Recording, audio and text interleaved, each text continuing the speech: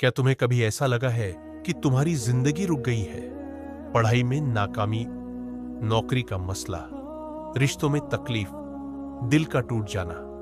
कभी कभी तो इंसान सोचता है अब जीने का मकसद ही क्या है। लेकिन मेरे भाई, मेरी बहन, याद रखो, तुम्हारा रब तुम्हें देख रहा है, तुम्हारा रब तुम्हें सुन रहा है और तुम्हारा रब तुम्हें कभी अकेला नहीं छोड़ता।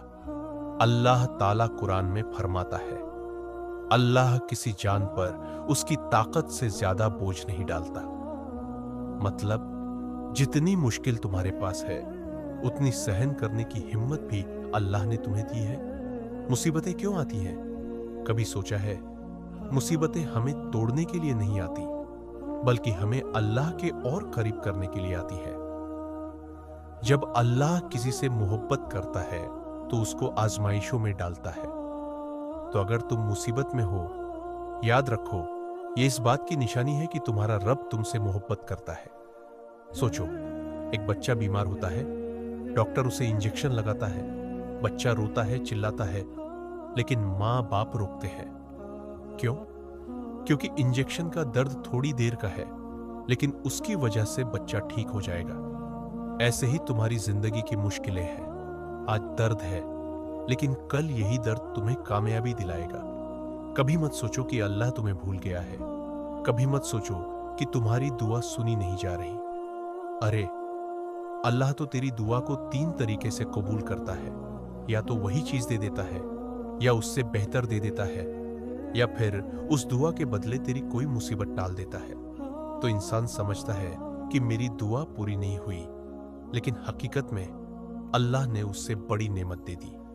जब तुम रात को अकेले रोते हो, जब तुम सोचते हो कि अब कोई उम्मीद नहीं, तो अल्लाह आसमान से फरिश्तों से कहता है, देखो, मेरा बंदा मुझे पुकार रहा है, मैं उसकी दुआ सुन रहा हूं। क्या ये कम है तुम्हारे लिए?